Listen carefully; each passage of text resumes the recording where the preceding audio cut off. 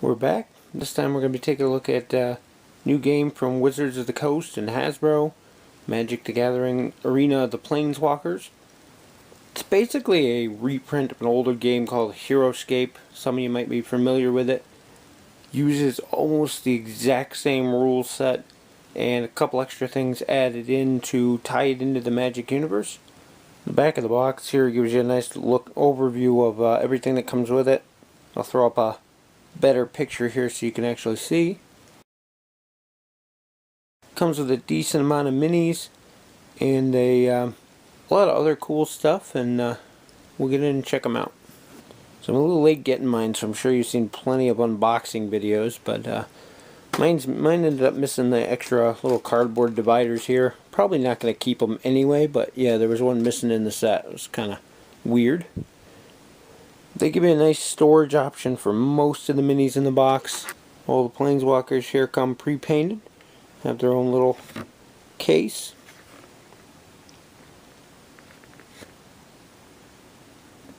They're not bad. Nisa's face is a little odd. We have our spell cards here. This is pretty much the only thing that's really different from the original Heroescape game. And there's, I believe, 12 of these of each of the 4 or 5 colors. And they can be cast throughout the game to do various things. They use the same artwork from the actual Magic cards of the same names. And then they have slightly different effects to fit them in with the game, but they still have the same enchantment and anything if you're familiar with Magic. Those kind of things are the same. Sorceries. I don't know if there's any instants in here, but lots of enchantments and sorceries. Now these little red blood cubes, they're used to keep track of wounds. A little smaller, harder to see than the ones that came with Heroescape, but a little bit cooler, more stylish. Kind of remind me of the energy cubes from King of Tokyo. So the game comes with a D20, but it's not actually a D20, it's a spin down die. It's common to Magic. I'm not sure if that was an intention or just an oversight on their part, but it is a little bit different than a basic die 20, just in the way the facings are laid out. In Magic, they use them as a life counter, where you set it on 20 and you can spin it down as your life takes damage.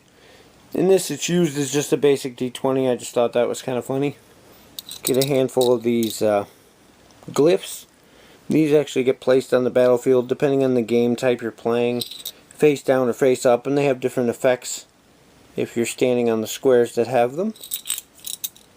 There are various figures. There's the 3 phoenixes there, there's 3 zombies, 3 rhino, not sure what they're called, rocks I think. I don't have the cards in front of me, I'm just doing this from memory. 3 elementals here. There's 3 of everything. They all each have unique sculpts. 3 fire cats there. There's these, for some reason, I don't know why they did it, are all kind of random. It seems like it would have made sense to me to like put them in rows of 3. Not sure why they didn't do that.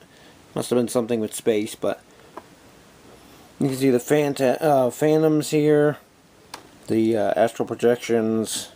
Can't remember what those are, core or something. There's the smaller zombies here, and then the archers. Pretty neat models, pretty good quality on them. One interesting thing of note is this little tiny token they give you here. And this is supposed to be used to keep track of your turns. In the manual, there's a list alongside the scenarios of turns, and you're supposed to use this as a marker to go down the turns. The problem with it being that not only is it really tiny and going to get lost, but the turn counter being in the manual, every time you pick up the book to reference something or look up a rule or whatever, you're going to be knocking this off. So you're definitely going to want to come up with something else to use as a turn counter. Oddly enough, after looking into it, it was that way in the original Heroescape too. Next up we have the actual terrain tiles. It doesn't come with a lot of them. You get 2 of these single hexes and 2 of these triple hexes. And they have the exact same connecting pins that Heroescape does, and you can use them to connect things together to build different shapes and various things. If you had your old Heroescape sets, they can connect together with them as well, and you can build some interesting terrain.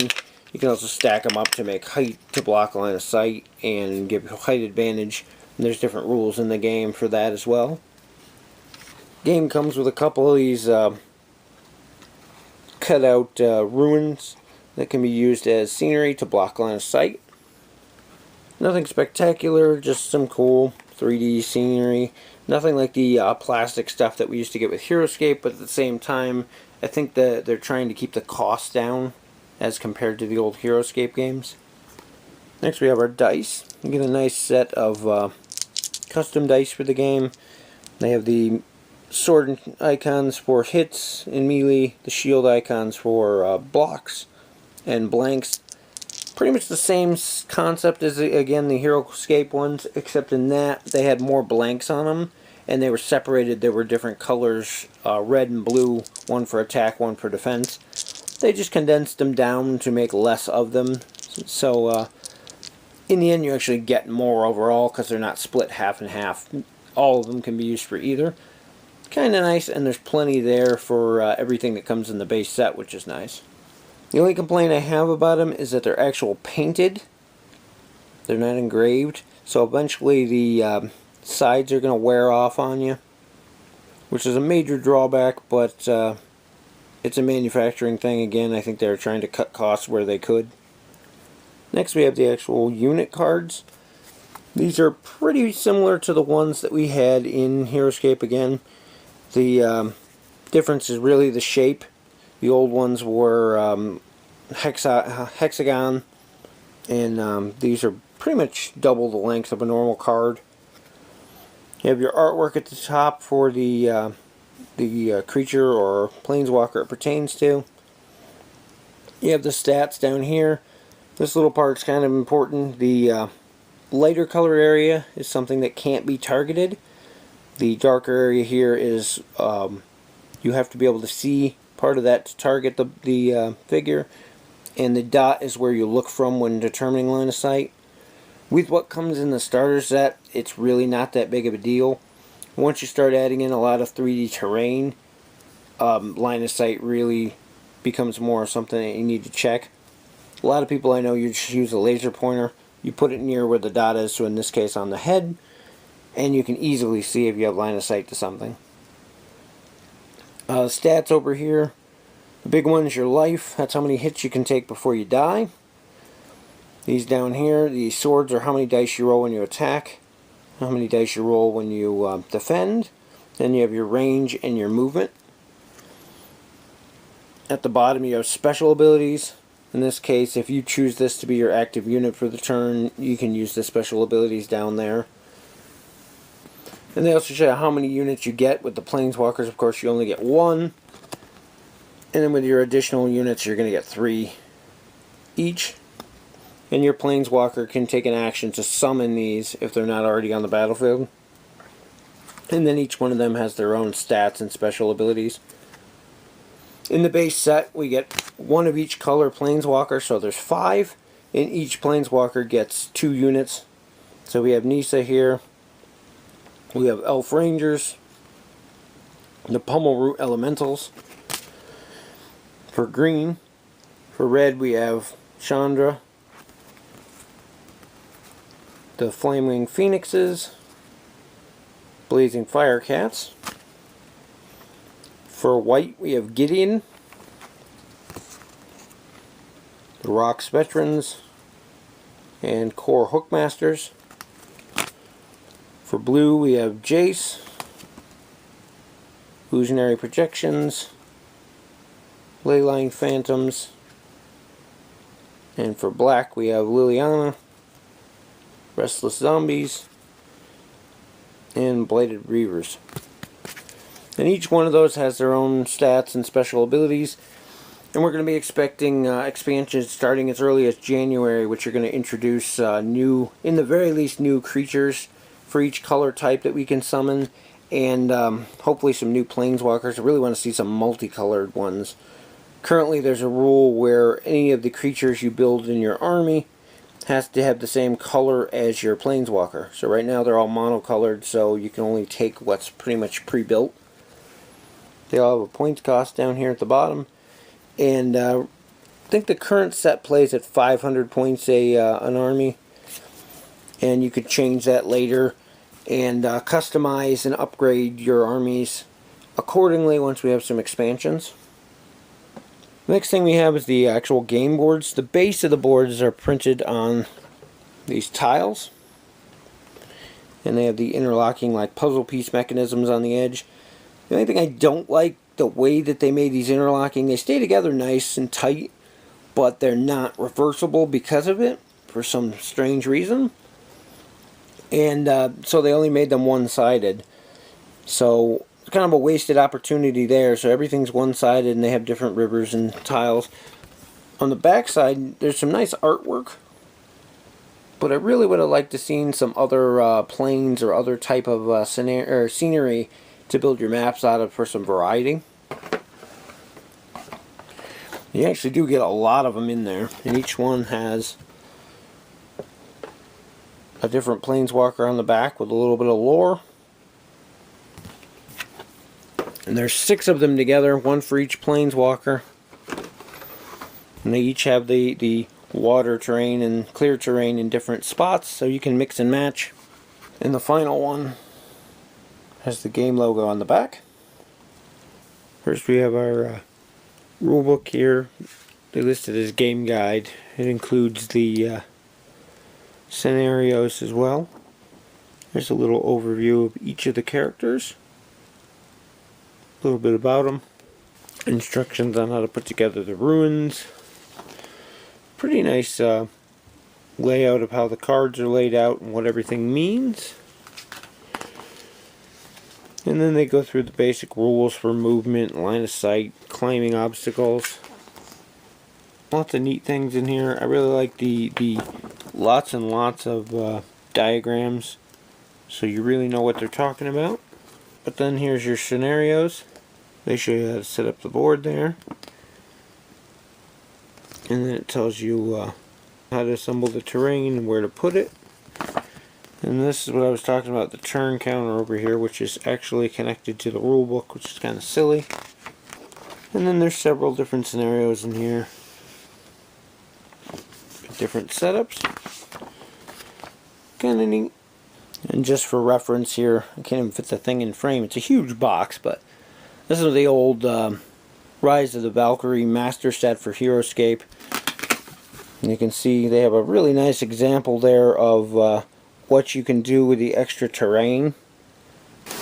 Anybody who has HeroScape terrain laying around, there's a ton of stuff in here. You have these big tiles which you can use to easily build up the battlefield, similar to the cardboard ones that come with the new set. You have this size here, and there's the 3s, even 2s, and then the singles, just like what come in the current set. And just in case there was any doubt, here are the pieces from the Planeswalker game. Here's your HeroScape pieces. They have the exact same interlocking pieces, so they can definitely be clipped together to build whatever kind of scenery you want.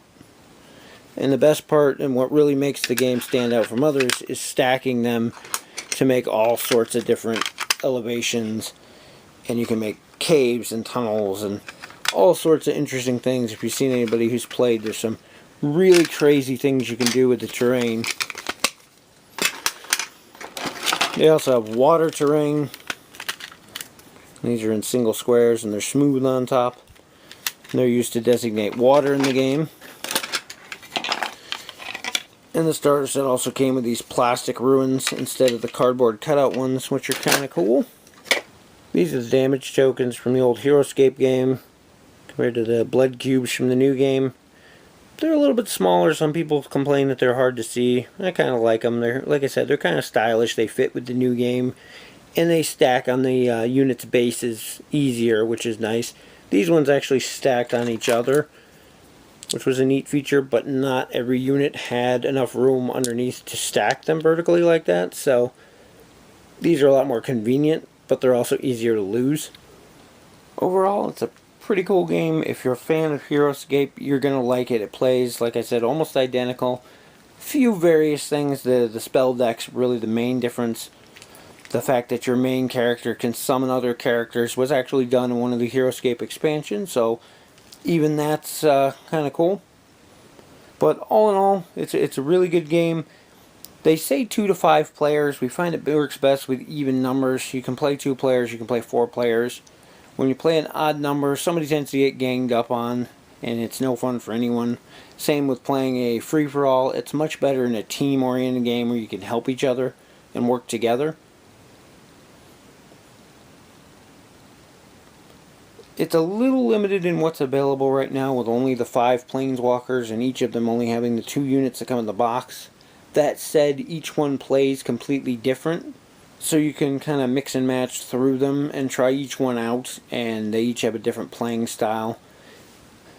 Anyway, if you like Heroescape, you're going to like this. If you like Magic, it's something different to try. It's kind of fun moving your guys around and actually summoning monsters to the field and letting them go at it and fight. I do want to try to get a playthrough recorded because it's a lot cooler once you see the game actually in action. There's a handful of scenarios in the instruction book there. Have to take a look at those. And that's about it for this one. We'll see you in the next video.